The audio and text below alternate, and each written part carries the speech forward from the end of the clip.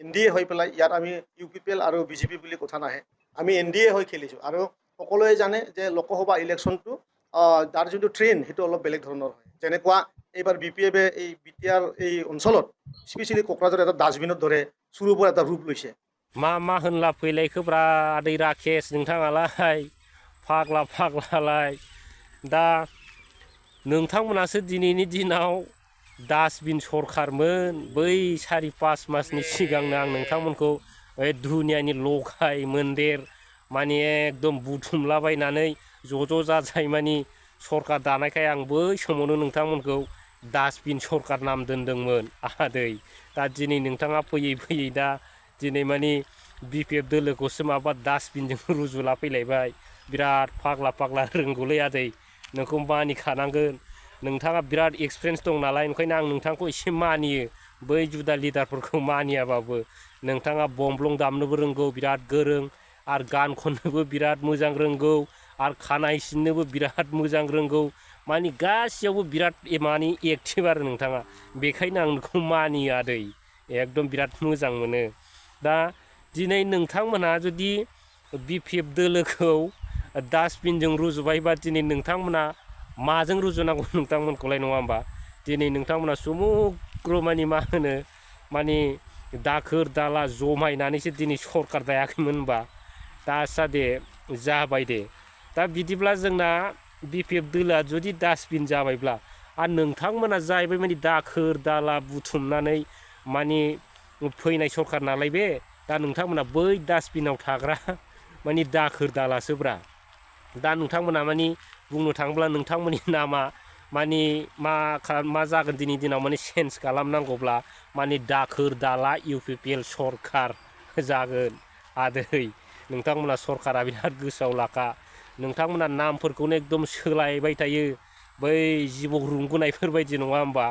मानि दिनै UPPL बा गाबोन माबा मोनसे लागोन, आरो समफोर माबा मोनसे लागोन। ओरैबायदि सोलायबाय थानो नागिरो नोंथांमोना, बिराद मानिनांगौ।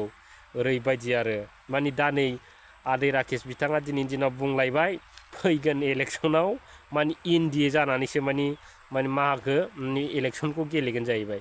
बिदिबा दिनैनि दिनाव मानि बै UPPLनि नामा मा जाखो? गोमोरलांबाय, मानि बै डास्टबिनाव सेवहैबाय, जोंनि बे हाग्रामा सारनि डास्टबिनाव ज' जानानै सेवहैबाय नोंथांमोना, नङा होमबा आदै? बे डास्टबिन होननाय बुस्थुखौ ओरैनो दासान आदै, बिराद दाम दं। मानि बे डास्टबिन होननाय बुस्थुआ बे सारा वार्ल्डआवनो सोलियो, बिराद दाम गोसा, बयबो दाम होयो बेखौ। दा मानि डास्टबिन नङाबानो बे वार्ल्डआव दाखोर गारनो जेबो जायगा गैया। दा नंखायनो डास्टबिन होनबा मानि बिराद मानिबावोसो गिदिर मानसियानो। दा दिनै दाखोर दालाखौ सोर मानियो?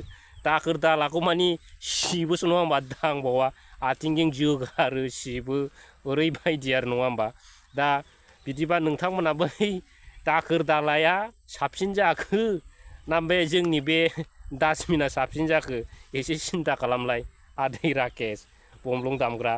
दा एक समाव नोंथांमोना ओरैबायदि जाहैगोन आदै, मानि दाखोर दालाफोरखौ जेरखम मानि बयबो मानि सिबगारनानै मोनसे जायगा गाज्रि जायगायाव ज' गारहैयो, नङा होमबा? थिग बिदिनो नोंथांमोननि बै मानि माखासे समनि उनाव बे सरकाराबो दाखोर दालाफोर बायदि सिबजानो थांगासिनो दं, मानि जोंनि सारा मानि रायजो राजाफोरजों आरो। दा बेखौ हले सिन्था खालाम, मानि समा फैग्रोथों आदै, नेनानै था। मानि नोंथाङा आं बुंनायफोरखौ मानि नङा दासान, खिन्थु बै समा फैथारगोन आदै, बेखौ नायबाय था नोंथांमोना। खोथायाथ' बिराद साननो गोनां जाबायना आदै राकेश। दा नोंथांमोना दिनै BTCआव UPPL सरकारा सोलिगासिनो दं, नङा होमबा?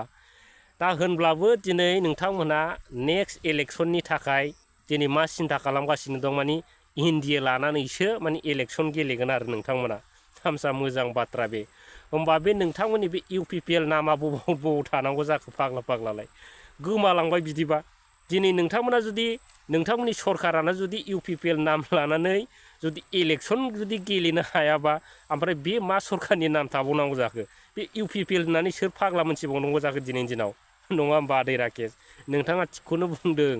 माने बिदिनो सोलायबाय थानांगौ दिनै UPPL बा गाबोन NDA गाबोन NDA बा समफोर माबा माबि ओरैबायदि सोलायबाय थानांगौ आदै थिगानो जादों नोंथांमोना बिदिनो बिराद आपडेट जाबाय थायो माने बै जिबौ रुंगुनायफोर बायदि थिगानो दं आरो दा आं बुंखादोंना 2025 फैनायनि सिगांनो माने UPPL नामा लासैनो गोमोरलांगोन होननानै बै आं आगोल भिडिअफ्रावनो होखादों आदै राकेश दा दिनै थिग बिदिनो जानो थांगासिनो दं आरो मा नोंथाङा जे बाथ्राखौ बुंदों नङा होमबा दा जिखुनु हक थिगानो दं दा मारै जाबावगोन आदै राकेश दिनैनि दिनाव नोंथांमोना गावनि सरखारनि नामखौनो लानो हायाबा मा जाबावगोन दा नोंथांमोना जुदि हायोब्ला नैबे फैगोन इलेक्सनाव हायोब्ला माने दम दंब्ला नोंथांमोना UPPL नाम लानानै इलेक्सन दारायलाय बेयाव नोंथांमोना देरहायो नामा नङा होमबा आरो दाखालिबो नोंथांमोना माने ओरैबायदि गाज्रि रोखोमै जेनगौमोन आरो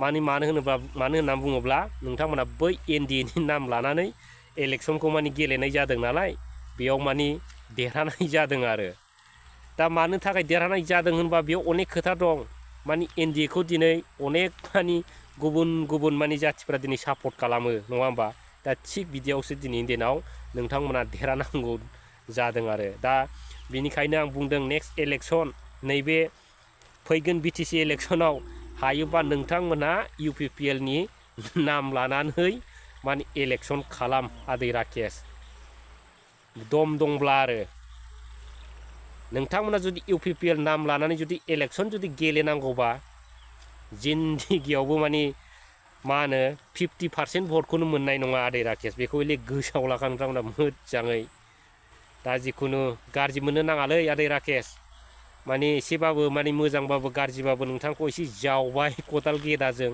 दा नोंथाङा गाज्रि दा मोनसै आरो दे दा जिखुनु नोंथाङा एसे सिन्था खालामनानै नायदो दा नोंथांमोना बिदिनो आपडेट जाबाय थायो अबेबा नाम अबेबा माबा माबि गासिबो नामफ्राल' माने आपडेट जायो आरो माने खामानि दामानि खुनु आपडेट जाया आदै नोंथांमोना ओरैबायदि नङा होमबा दा नोंथांमोना दिनैहाय BPFखौ जुदि डास्टबिन दोनबायब्ला माने डास्टबिनजों रुजुबायबा दा दिनैनि दिनाव नोंथांमोननि सरकारा जाहैबाय माने दाखोर दाला डास्टबिनाव थाग्रा सरकार जाहैगोन आरो दिनैनि दिनाव माने बै नोंथांमोननि सरकारा मोनथिबाय आदै राकेश